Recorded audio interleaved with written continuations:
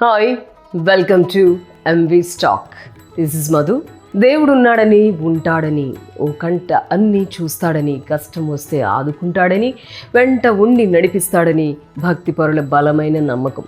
ఆస్తికుల ఈ నమ్మకం వల్లే ప్రపంచంలో మతాలు, దేవుళ్ళు, దేవతలు, ప్రార్థనా స్థలాలు, తాత్విక ధోరణులు వర్ధిల్లుతూ వచ్చాయి. ఇప్పటికీ మనుగడలో ఉన్నాయి. ఎందుకంటే దైవం అనే భావన అంత బలమైనది, ప్రగాఢమైంది.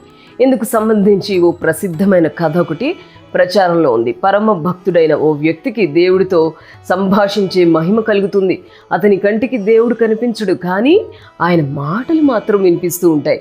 సాధారణంగా ఏటి ఒడ్డున నడుస్తున్నప్పుడు వారి మధ్య కబుర్లు కొనసాగుతూ ఉంటాయి.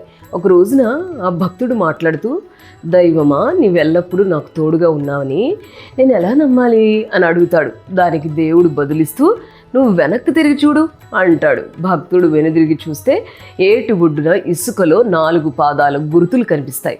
తర్వాత దేవుడు మాట్లాడుతూ, ఆ గుర్తులలో 2 పాదాలు నీవి, మరో 2 పాదాలు నావి అని చెప్తాడు.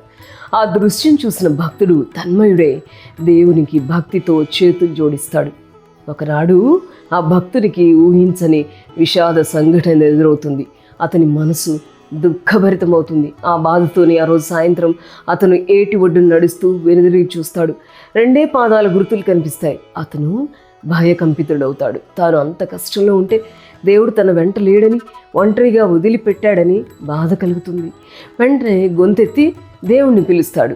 దైవస్వరం, భక్తా, ఏమిటి అని బదులిస్తుంది. నేను ఇంత దుఃఖంలో ఉంటే నువ్వు నన్ను ఒంటరిని చేశావు. ఏటి ఒడ్డున ఇసుకలో ఉన్న 2 పాదాల గుర్తులే ఇందుకు సాక్ష్యం అన్నాడు నిందాపూర్వకంగా. దానికి దేవుడు సమాధానమిస్తూ, భక్తా, నువ్వు ఆనందంగా ఉన్నప్పుడు నీ వెంట నడిచాను. అప్పుడు 4 పాదముద్రలు చూసావు. కానీ ఇప్పుడు నువ్వు బాధలో ఉన్నావు. అందుకని నిన్ను నా బాహుల్లోకి ఎత్తుకొని నడుస్తున్నాను. నీ వెనక కనిపిస్తున్న 2 పాదముద్రలు నీవి కావు, నావి అన్నాడు. ఆ మాట విన్న మనిషి పరమ వినమ్రుడై మోకరిల్లి, మన్నించు స్వామి అని వేడుకున్నాడు. అదండి దేవుడి మహిమంటే.